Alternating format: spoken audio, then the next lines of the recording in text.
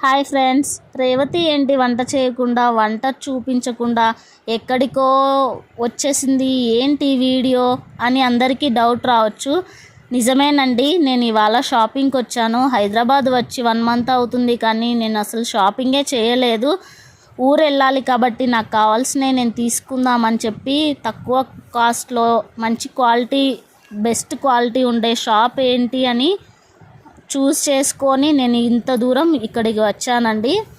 So cost ఎంత ఉంటుంది, quality ఎలా ఉంటుంది, అసలు పర్చేస్ చేయొచ్చా, షాప్స్ అవి పెట్టచ్చా, రీటైల్గా ఉంటుందా లేదా, so total details, shop address ఎక్కడుంటుంది ఏంటి అని టోటల్ డీటెయిల్స్ మీకు ఫుల్ వీడియో చేసి చూపిస్తానండి. నేను కూడా పర్చేస్ చేసి మీకు చూపిస్తాను. ఫుల్ వీడియో ఒకసారి చూసేయండి ఫ్రెండ్స్. Thank you.